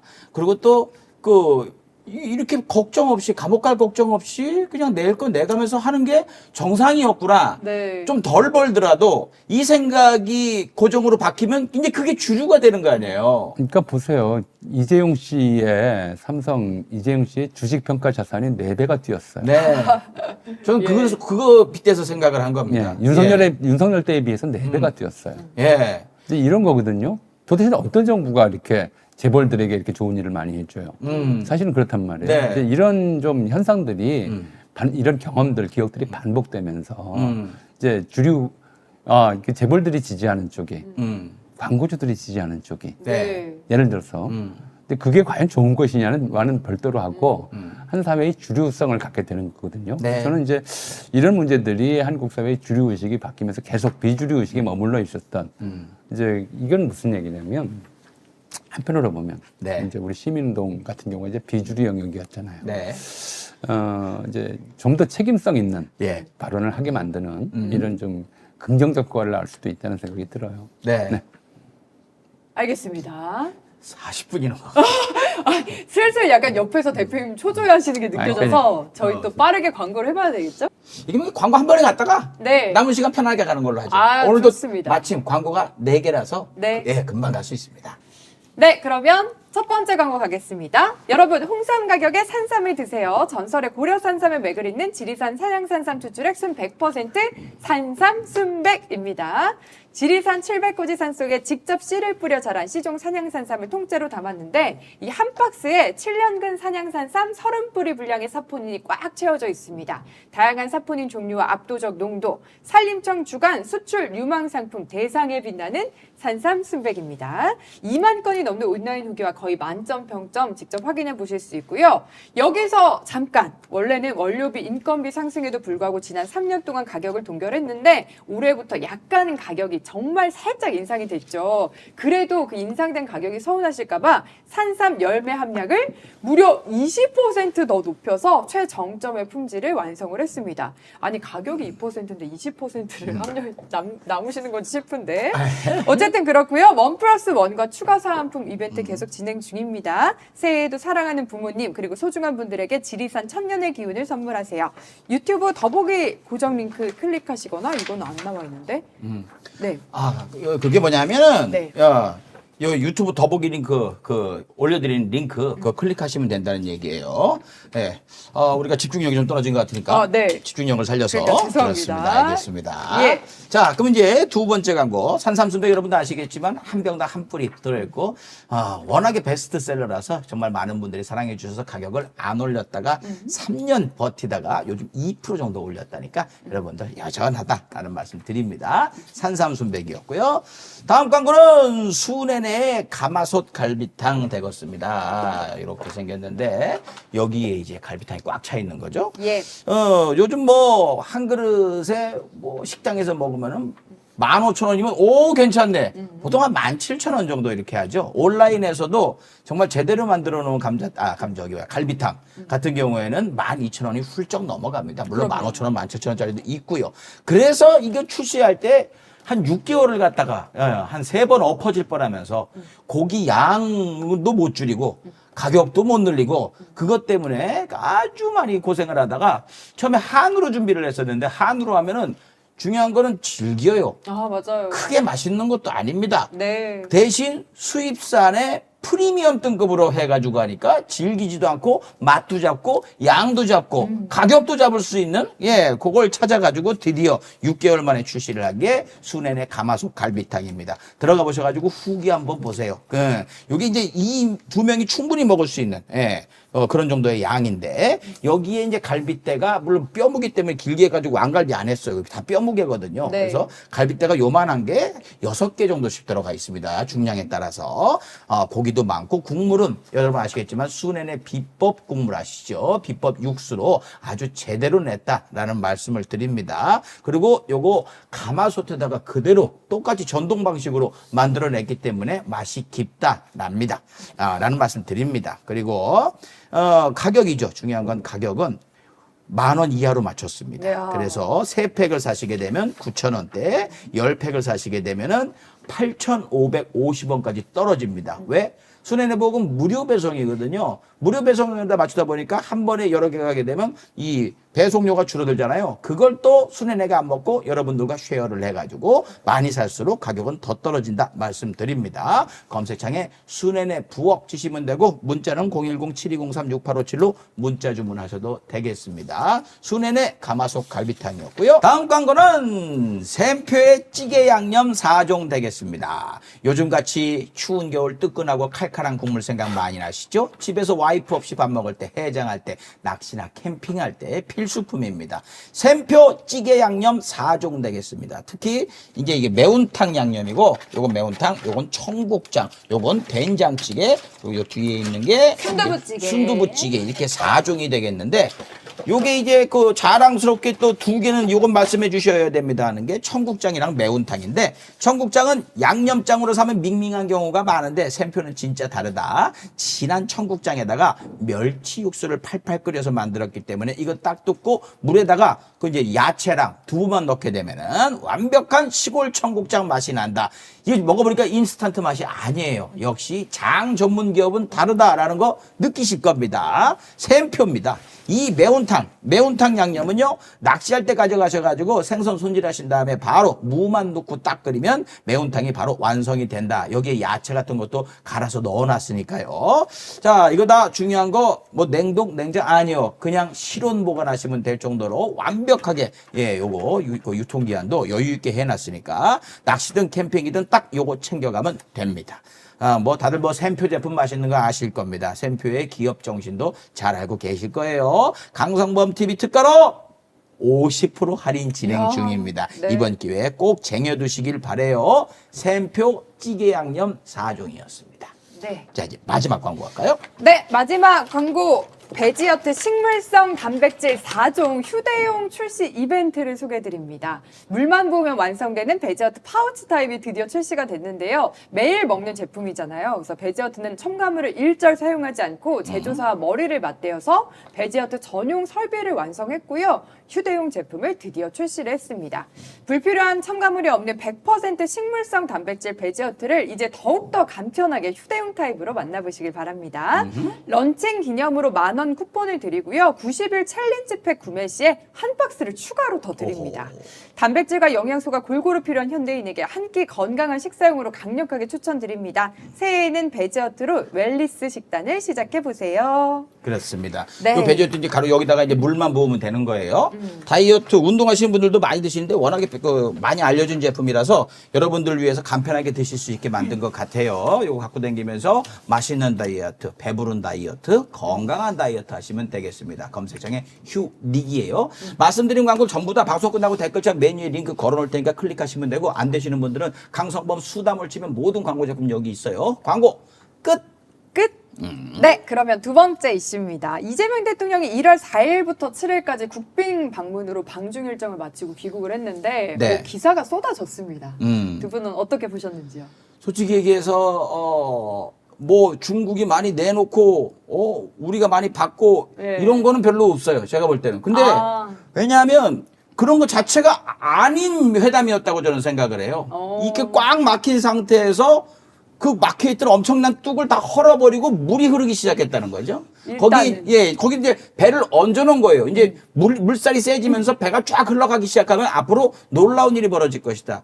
그동안 윤석열이 막아놔가지고 엄청나게 우리가 대표적으로 피해를 보고서 우리나라의 이 경제 수준이 굉장히 어려워진 거. 이거 다른 얘기들은 안 합니다만은 다른 데서 뭘 얻어와요, 얻어오긴. 그냥 중국에서 박살나가지고 많은 분들이 어려워진 것이지요. 예. 저는 이번에 갔을 때 한인회장에 그 감정에 격해갖고 진짜 이거 오매불만 기다린 대통령 오셨습니다. 여러분 진짜 우리 마음을 담아서 큰 박수 한번 주세요. 이러는 거. 그니까요. 대통령 그런 거 원래 별로 안 좋아하거든요. 근데 그런 거 이렇게 보면서 네. 그동안 교민들하고 사업가들도 굉장히 답답했었겠다. 맞습니다. 그래서 이번 방중 본인의 또 이 스마트함으로 많은 사람들이 기억에 남는 장면도 연출하고 난 너무 행복했다. 라는 느낌이 들었습니다. 사실 윤석열 정부 들어서고 나서 추상목 이게 경제 수장이 맞나? 최상목이요. 네. 추상목이 예. 탈중국, 조선일보 중국 없이 우리 살 수 있다는 걸 네. 입증했다. 이런 내용 등을 썼어요. 네. 그리고 우리가 얻은 결과가 뭐예요? 역대 최악의 경제 성장, 처참했죠. 대중국 무역 적자로의 전환. 적자야. 네, 적자라니. 예, 이런 일들을 겪었잖아요. 네. 나라가 망해가는 상황이었단 말이에요. 네. 주가 지수. 아유. 2,400이었나 그래. 진짜 힘들었어요. 진짜 옛날 얘기 같지. 2,400이라니까. 딱 반이에요. 그러네요. 약간 어머머. 야, 지금 두 배가. 2,300 뭐 이 정도 선에서 네. 계속 그래 왔어요. 그러면서도 뭐라고 그러냐면 이재명 대통령 보고 친중반미라고 그래요. 아직도 그래. 친중반미라고 아직도 그러고 그래요? 이번에도 국힘의원이 뭐라고 그랬냐면 하나의 중국을 선언함으로써 친중 본색을 드러냈다. 네, 지지 선언을 했대. 하나의 중국이라고 하는 거는 중국과 수교한 모든 나라가 네. 거기에 동의하지 않으면 수교를 안 했어요. 네. 미국이 키신저하고 닉슨 때 이제 중국하고 국교 정상화를 하면서 그때 만드는 원칙이 하나의 중국이에요. 존중한다는 사람이 있고 지지한다는 나라 있고. 아니 존중 지지를 떠나서 네. 그 당시에는 이제 중화인민공화국이 있고 중화민국이 있어요. 타이완은 중화민국이라고 그래요. 자기들은 중화민국이에요. 네. 그리고 우리는 이제 그 당시에 자유중국이라고 불렀어요. 자유중국이라고 부르고 지금 저 연희동에 가면 한성화교중고등학교가 있어요. 네. 거기 교정에 장개석 동상이 서 있어요. 한국 화교들을 자꾸 이제 친중이라고 그러는데 한국 화교들은 반중이에요. 오히려 더. 대부분 대만 사람이야. 네. 타이완 국적이에요. 네. 타이완 국적이고요. 그래서 이제 중국의 타이완 공격에 대해서 굉장히 가장 이제 격렬히 반대하는 사람들이 그 사람들이고. 그럼 일단 기본적으로 무식해요, 이 사람들이. 화교가 중국 사람인 줄 알아요. 아니거든요. 그 다음에 두 번째로는 이제 그런 상황에서 이제 노태우 정부에서 이제 수교할 때도 똑같은 조건이었어요. 그러니까 어떻게 했냐면 거기가 중화민국 대사관이 명동에 있었던 데가 네. 1880년대부터 중화민국 대사관 공소가 있었던 곳이에요. 네. 그거를 뺏어가지고 중화인민공화국이 줬어요. 그래요? 야, 진짜 서운했겠다. 아예 뺏은 거야 그냥. 어머머머. 야. 외교관계 단절하고 네. 타이완하고의 그 그게 노태우 때인가요? 그렇죠. 아, 노태우 대통령 외교 잘했다. 아니, 이거 하나 만들어주는 거지, 어휴. 그러니까 아예 그래서 자유중국이라는 나라와 그 외교관계 단절하고 네. 자유중국 대사관을 뺏어서 중화인민공화국에 넘겨주고 그렇게 했던 거예요. 그렇게 해서 한중수교를 했던 그게 거예요. 국힘 선배네요. 그렇죠. 자기들이 한 거야. 이야. 그러니까 하나의 중국 그걸 지지한다고 한 말이 하나의 중국 원칙을 지지한다고 한 말은 이미 노태우 그다음에 김영삼 그 이후에 이렇게까지 한국의 이른바 박근혜는 말할 것도 없고 네. 이명박 박근혜 정부까지 다 일관되는 원칙이에요. 음. 그걸 한 번 더 얘기했다고. 그게 네. 무슨 친중 본색이라고 얘기하면 무식하게 짝이 없는 데다가 주진우. 네. 네. 무식하게 짝이 없는 데다가 더 좀 참담한 건 그런 사람들이 수사하고 기소하고 대통령까지 된 거야. 네. 그러니 얼마나 우리가 백척간두의 위기에 놓인 상황이었겠죠. 주진우가 윤석열보다 훨씬 똑똑해. 그건 맞는 것 같아요. 그런데도 그걸 신중이라고 그러는 거예요. 네. 사실은 좀 짧은 얘기인데 저는 이제 어떤 거에서 굉장히 인상적이었냐면 상하이 기자간담회 때 예. 이번에도 조선일보 계열사 기자들하고 조선 비즈. 경제. 예. 한국인들의 현중 감독에 근거가 있는 거 아니냐. 그 근거가 있는 거 아니냐. 놀라웠어요. 그랬더니 이제 대통령이 한마디로 그냥 진압하더라고. 어쩌라고. 정확한 말씀. 어쩌라고요. 왜냐하면 저는 그 질문에서 뭐가 떠올랐냐면 1931년 조선일보가 호해를 내요. 중국에서 한국 이주하는 농민들이 네. 중국 관원의 총에 맞아 죽었다. 오. 라는 호해를 내요. 오호. 네. 그리고 나서 그 호해를 보고 네. 한국인들의 혐중 감정이 폭발해서 네. 화교들 대규모 습격 사건이 일어나요. 아하. 아, 네. 전국적으로 수백 명이 죽어요, 중국인들이. 그 정도로요? 그걸 이제 반화교 폭동이라고 그래요. 이 반화교 폭동이 일어나고 2달 뒤에 일본이 만주를 침략해요. 아하. 만주사변이 일어난 거죠. 조선일보가 일본하고 내통을 한 겁니까? 그렇죠. 아하. 끔찍한 곳이에요, 역사가. 아주 그게 이제 끔찍하게. 일본의 공작이었어요. 그 허위 보도를 조선일보. 조선일보 장춘 특파원의 허위 보도를 통해서 한반도 내에서 반중 감정, 혐중 감정을 조장하고 그렇게 해서 중국인에 대한 테러를 일으키게 하고 한국인들에게 그 보도 자체도 허위 사실이었던 그렇죠. 거죠. 예. 그렇게 하고 그렇게 해서 한국에서 혐중 감정이 고조되면 그걸 이제 발판으로 해서 중국을 침략해 들어갈. 왜냐하면 한국인들이 중국을 혐오하지 않으면 일본이 중국을 침략할 때 뒤에서 후방이 안전하지 않잖아. 퇴로가 끊길 수가 있어요. 보급선도 그렇고. 그런 것들이 있기 때문에 이른바 중국 침략 전쟁에 한국인들을 동원하기 위해서 한국인들의 감정을 동원하기 위해서 네. 조작한 사건이었던 거예요. 그게 조선일보였다. 그런데 자, 1931년 9월에 만주사변이 일어나고 만주를 일본이 점령하고 거기에 괴뢰 만주국을 세워요. 예.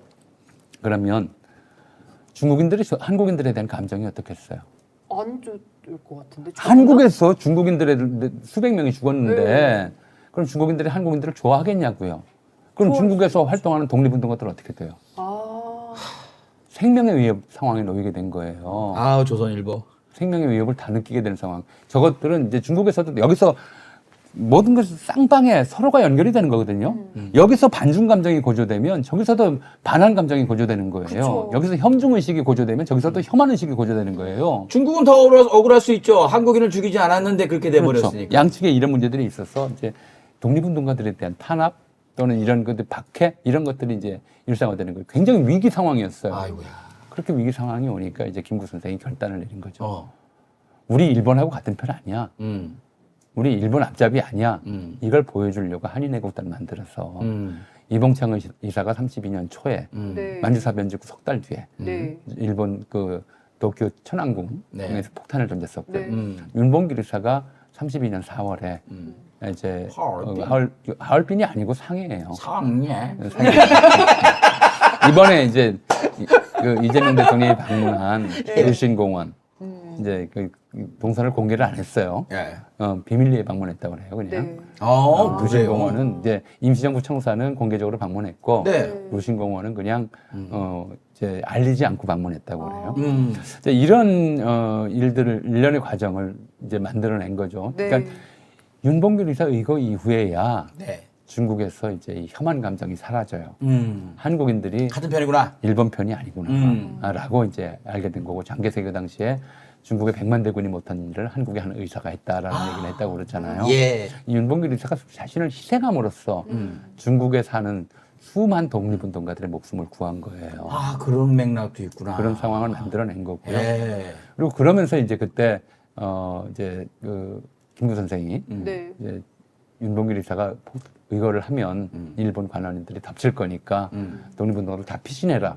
그래서 지금 이번에 이제 이재명 대통령이 방문했던 임시정부 청사는 네. 1926년부터 그때까지 1932년까지만 썼던 데예요. 네. 어허. 그러니까 그때 이제 임시정부 청사가 일본의 습격을 받았고 그 전에 독립운동가들이 탈출하는 이런 일들이 벌어졌죠. 자, 이게 무슨 의미냐면 사실 한국의 극우와 일본 다카이 지사는 같은 목소리를 내요. 반중. 네. 현중. 다카이치는 그렇게 얘기하죠. 중국에 반대하고 반대해서 일본과 힘을 합쳐서 중국을 견제하고 공격하자. 이런 얘기를 계속 하고 있는 거예요. 중국은 이제 그게 반대해서 우리가 과거에 올바른 입장에 서라는 얘기는 과거에 일본에 와서 같이 싸웠던 나라들 아니냐. 그럼 우리 편에 서서 일본의 이제 다카이치를 공격해라. 근데 이재명 대통령 참 현명하게 된 게 있어요. 왜냐하면 그때의 중국도 아니고 그때의 한국도 아니에요. 그리고 중국도 한국도 그때로 돌아가고 싶은 생각은 없어요. 그럼요. 오직 일본만 그때로 돌아가고 싶어해요. 다카이치는 그때처럼 예. 다시 한국과 일본이 힘을 합쳐서 중국을 공격하자.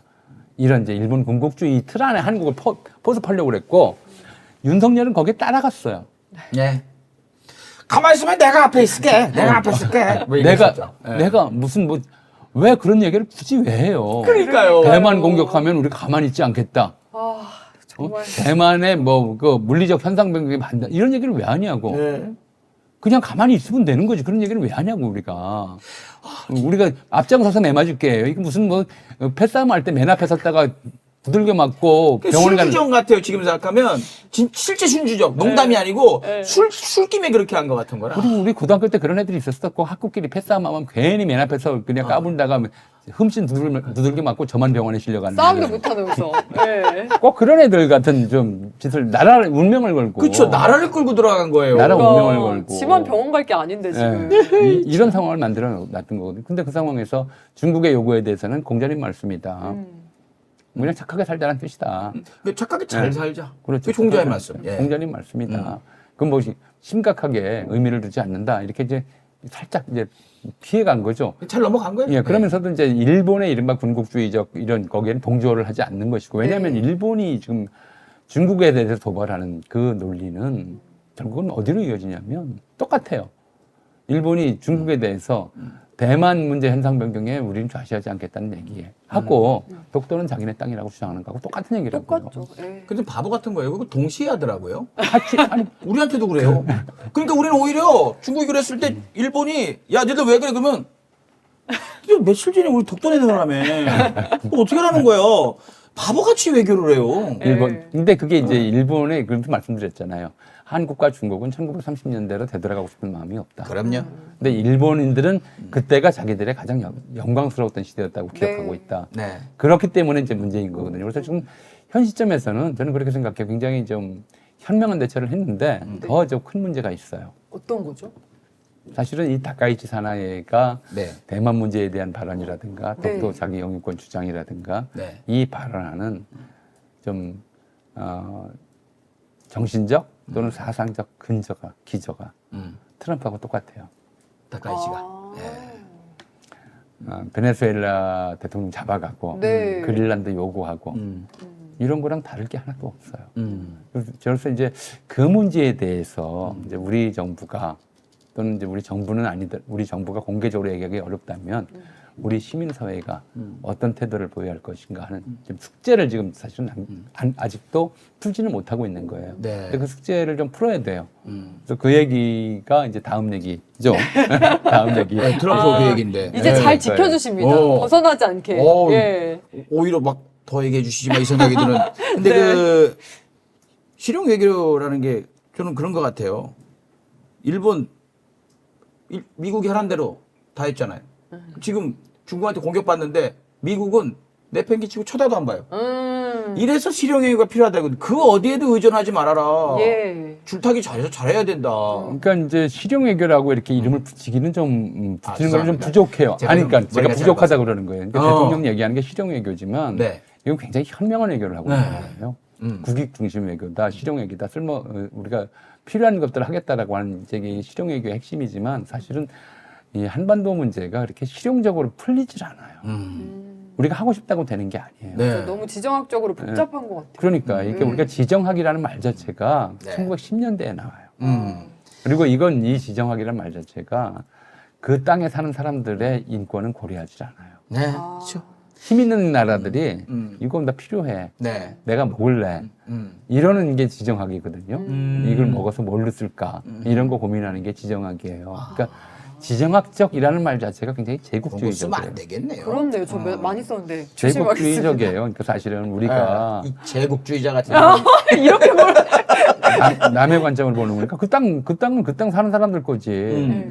우리나라가 지정학적으로 미국에 어떤 의미가 있고 일본에 어떤 의미가 있고 중국에 어떤 의미가 있고 이런 걸 얘기하기 시작하면 예. 우리 주체성이 사라져 버려요. 근데 아. 사실은 이제 우리가 그걸 올바르지 못한 태도다라고 단죄할 수는 있지만 네. 현실적으로 또 버릴 수도 없어요. 한반도에 대한 일본의 생각이 있고 중국의 생각이 있잖아요. 네. 네. 그리고 거기에 둘 중에 하나 선택을 해야 된다라고 하는 것이 이게 이제 윤석열 같은 바보들의 생각이에요. 우리가 뭐 친중을 할 수 없어. 그럼 중국하고 결별할래. 나라가 망해도 좋아. 그죠? 올인 하는 거예요. 그니까요. 제가 도박사로서 네. 올인하는 사람들 보면은 100명 중에 98명이 생을 마감하면서 2명은 그냥- 잘 될 수 있어요. 네. 친미 친일이면 다 된다고 생각을 해요. 근데 뭐 미국이 그렇게 우리가 뭐 지켜줄 거예요, 끝까지. 아니 그럼 그럼요. 더군다나 지금 트럼프인데. 그렇죠. 그렇습니다. 네. 그래서 교수님이 이제 자연스럽게 딱 넘어가 주시려고 하는 게 예. 다카이치도 트럼프하고 비슷한 사상을 가지고 있다. 즉 지금 트럼프가 벌이는 짓거리가 굉장히 전 세계적으로 트렌드가 되어버리면 일본이 어떤 짓거리를 할 줄 모른다. 미리 막아야 한다. 트럼프 어떻게 합니까?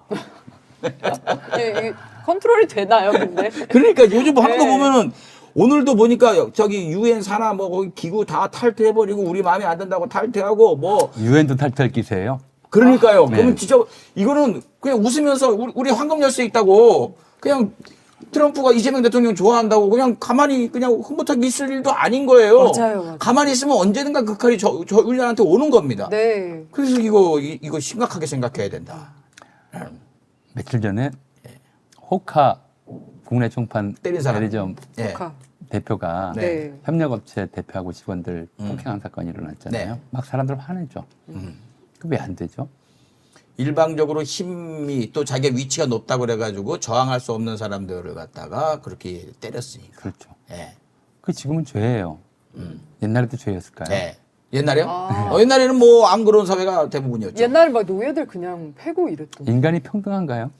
인간이 지금은 그렇다고 알려져 있죠. 근데 안 그런 평등한 것도 것 있고. 같아요. 안 평등한 것도 있고. 우리가 인류는 평등하다라고 얘기를 하잖아요. 예. 이것도 이건 합의일 뿐이에요.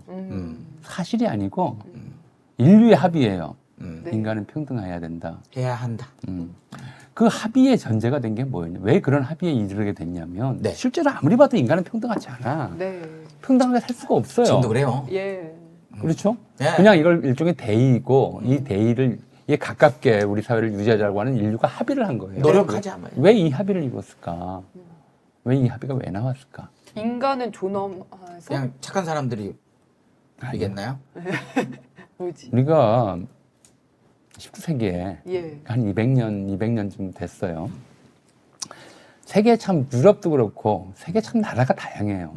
인구가 뭐 10억씩 되는 5억씩 되는 그 당시에 되는 나라도 있었고 인구가 그럼 몇십만의 나라도 있어요. 네. 그럼 그 나라들의 주권이 대등한가? 아. 국가들의 국가. 주권들이 예. 국가를 봤을 때 제국도 있고 왕국도 있고 공국도 있어요.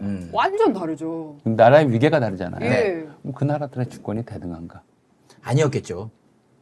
한 나라가 다른 나라를 침략하는 것이 죄인가 아닌가? 아니었던 것 같은데. 네. 예. 그런 생각도 아니었어요. 예. 아닌 세상이었어요. 센 나라가 약한 나라 마음대로 하는 것이 그것이 자연법칙이라고 생각을 했었어요. 그런데 그렇게 하다 보니까 전쟁이 계속 일어나는 거예요. 아. 그리고 전쟁이 일어날 뿐만 아니라 이 전쟁이 과학기술이 엄청나게 산업혁명이 발전하면서 네. 전쟁의 살상력이 어마어마하게 커져요. 네. 결국은 2차 대전 때는 핵폭탄까지 나왔잖아요. 예.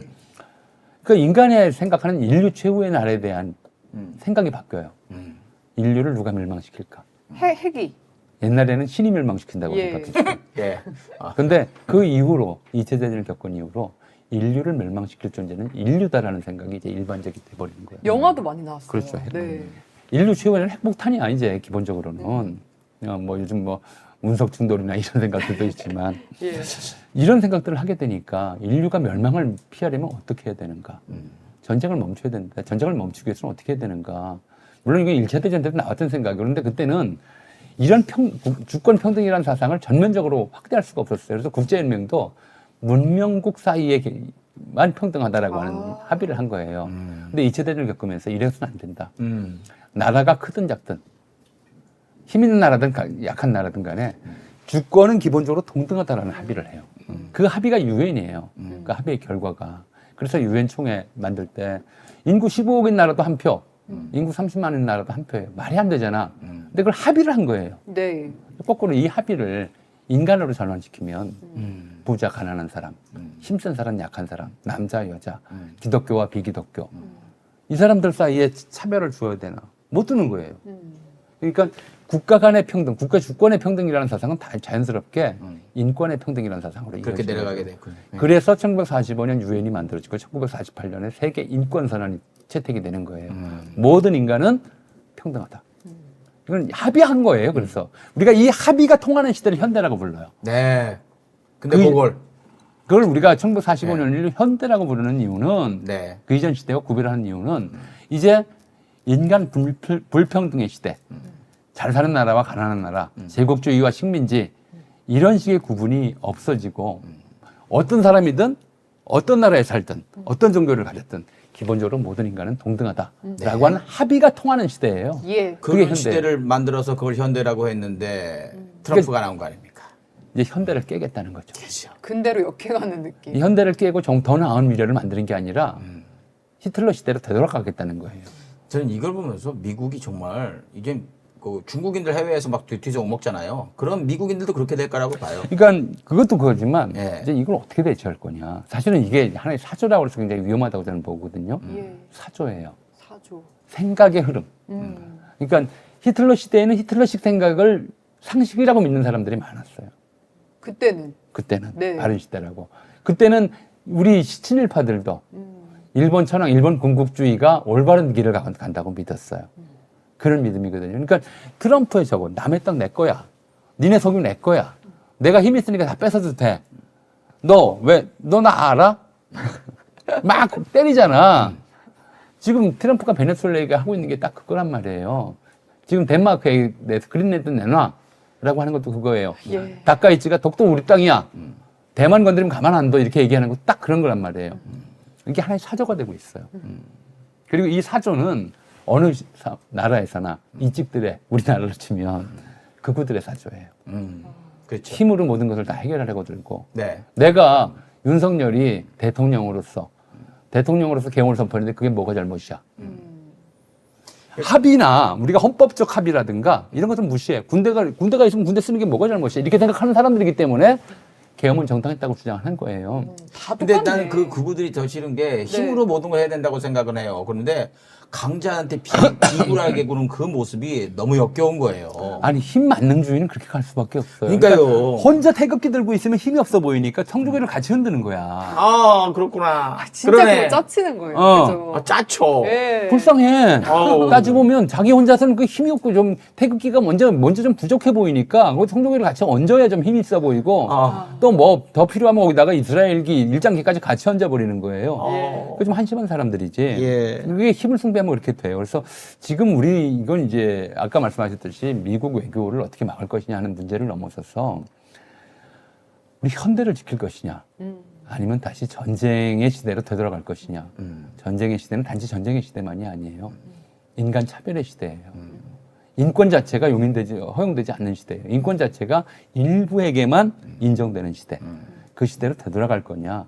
이 문제를 지금 던지고 있는 것이고요. 그래서 이건 이제 우리 국가와 국가대의 문제를 넘어서서 이제 사회 전체가 각성해야 될 문제라고 네. 생각해요. 그래서 젊은 애들은 안 된다는 게 아, 제가 예. 저기 그 반뉴스 할 때 뭐 헬마 정상근이 이런 애들한테 이거 우리나라도 이제 긴장해야 된다. 우리나라도 이제 무슨 일이 있을지 모른다 했더니 에이 황금 열쇠 에이 그럼 오버하신다. 지금 왜 지정적 우리나라는 못 와요.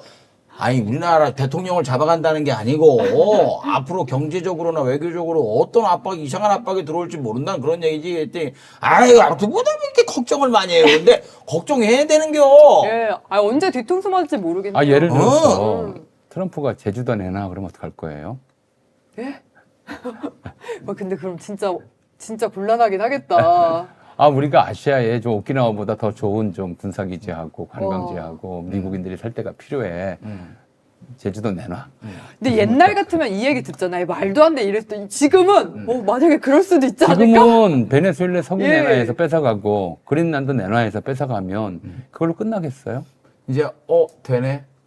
내가 다 힘으로 누르니까 되네. 오케이, 나 이렇게 되면 장기 집권, 나 미국의 독재자가 될 수 있어. 이 생각까지 가게 되면. 그러니까 지금 유엔 산하기구에서 미국이 탈퇴한 거는 유엔 정신을 무력화하겠다는 거예요. 그리고 그 유엔 정신이라고 하는 것, 주권 평등과 인권 평등이라고 하는 게 유엔 정신의 핵심이거든요. 그 유엔 정신이 무너지면 세계는 약육강식의 전쟁 시대로 돌아가요. 그럼 그게 어떻게 되겠어요? 저는 이렇게 할 거면 아예 트럼프가 유엔 자체를 탈퇴를 했으면 좋겠어요. 그러면 전 세계가 뭉칠 수 있잖아요. 아싸리. 그건 못 이기거든. 네. 응. 그걸 떠나서 희한한 생각까지 다 네, 그걸 왜 이래야 되는 거야? 별별 생각을 네, 다 하게 됩니다. 미국 내에서 좀 각성이 일어나야 될 거라고 생각을 하고요. 이번 바꿔야 돼요. 중간 선거 네.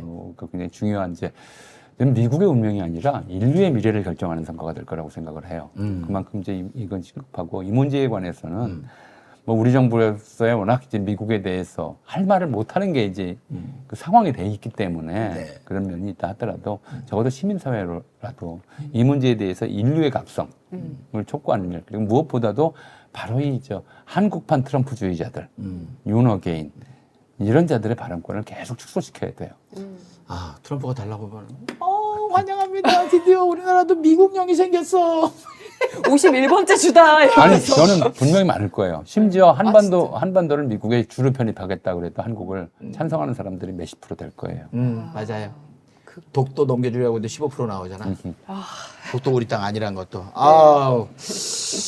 이게 답답합니다. 지금 그래서 우리나라는 그 대통령의 개인기로 솔직히 아까 제주도 달라고 하면 어떻게 되겠어요?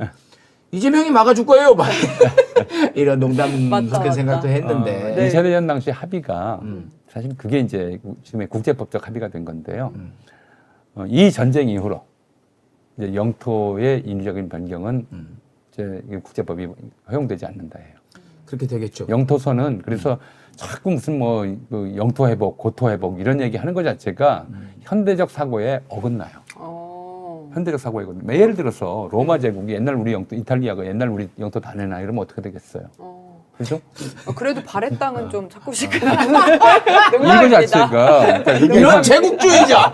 아니 그러니까 현대적 합의 위반이에요. 그래서 네. 영토선 변경은 어떻게 되냐면 해당 지역 주민들의 의사에 따라서는 변경할 수 있다. 그러니까 지금 미국이 이제 그린란드 매입하는 것도 꼬드기는 것도 그거예요. 그린란드 주민들이 합의하면 미국 땅이 될 수 있는 거예요. 그렇게 되는 거예요. 돈 좀 주면. 뭐 그런 식의 합의가 이제 전 세계적으로 통용된다면 예를 들어 제주도에서 주민투표를 하는 거죠. 얼마 전에 이제 스페인에서 그런 주민투표를 한 번 한 적이 있어요. 네. 바르셀로나 중심으로 한 이제 지역들 분리독립 문제 네. 이런 문제들 한 적이 있었단 말이에요. 제주도를 떼서 미국으로 붙인다. 이거 주민투표에서 만약에 제주도에서 이게 과반수가 나온다. 그럼 그렇게 되는 거예요. 그렇구나. 그런 식의 이제 합의는 이루어졌어요. 예. 해당 지역 주민들이 결정한다. 지금 이제 러시아가 우크라이나 침공하면서 돈바스 지역이나 그 밑에 크림반도 지역들에 대해서도 주장하는 게 그런 것들이거든요. 그러니까 이런 문제들은 있는데 기본적으로는 무력에 의한 영토선 변경은 허용되지 않는다가 합의였단 말이에요. 그런데 지금 트럼프는 유엔 정신을 이제 근본적으로 부정하면서 결국은 현대 문명 자체를 근본에서 파괴하고 있는 거죠. 이 자체가 이거의 근본은 트럼프의 야욕이거든. 정치적으로 안정되기 위한 자기 나라에서 대통령으로 직을 편안하게 수행하기 위한 그거에서 출발을 했다고 생각하기 때문에 아까 교수님이 말씀드린 대로 미국 국민들이 해내야 된다는 중간 선거가 중요하다. 트럼프는 대통령이 아니에요. 자기 생각엔 이미 황제예요. 황제고. 그래서 선거 때도 무슨 짓을 할지 모른다는 뭐 군투입 막 하고 막 난리 났었잖아요. 네. 아무튼 걱정이 많다. 그러니까 이제 그 미국의 시위 제목이 그러잖아요. No King. 네. 그 사람들도 이미 알아요. 트럼프가 이미 꿈꾸고 있는 것이 이제 2차 대전 이전으로 세계사를 바꾸고 자기를 그 시대 이전에 아직 남아있었던 황제가 되고자 하는 그런 좀 꿈을 꾸고 있는 게 아니냐. 근데 어느 나라는 그래요. 그렇게 해서 조금이라도 이익이 생긴다. 베네수엘라 석유 얻었네. 그게 얼마나 불법적이고 세계를 파괴하는 것이며 인류의 합의를 깨는 것인지 모르고 거기에 만족하는 사람들이 나오게 마련이거든요. 이게 그러니까요. 이제 인류의 비극인 거죠. 네. 아이고, 마지막에 또 아주 이게 또 주말에 또 이게 또 생각이 복잡해지게. 그러니까 만드는. 이렇게 있어도 되나 이런 어. 생각이 좀 드실 것 같습니다. 그러니까 독일의 시가 있지 않습니까? 처음에 뭐 흑인 잡아가길래 유태인 잡아가길래 나는 가만히 있었다. 나는 흑인도 아니고 유태인도 아니니까 결국엔 나를 잡으러 왔을 때 내 옆에는 아무도 없더라. 뭐 이런 예. 시가 생각이 날 정도로 이럴 때 경각심을 좀 가지고 좀 세계인들이 좀 이렇게 자기 이익보다는 우리 미래의 삶을 좀 생각해야 되는 게 아니고 너무 거창하죠? 아니면 우리 강성범 TV 거창해야 돼요. 네. 왜냐 이런 생각을 또 주말에 해야 되니까. 담론은 우리가 이제 우리가 교수님 마지막으로 이제 예. 당분 말씀. 예. 작은 이익에 이렇게 일희일비할 상황이 아니다. 우리 역사의 흐름을 좀 보자라는 생각을 좀 같이 하고 이 역사의 흐름을 그러니까 이제 바르게 잡아가는 네. 그런 좀 생각들 그런 생각들이 중요해요. 네. 알겠습니다. 우리 제국주의자도 한 말씀. 제주도 땅은 절대 뺏겨서는 안 됩니다.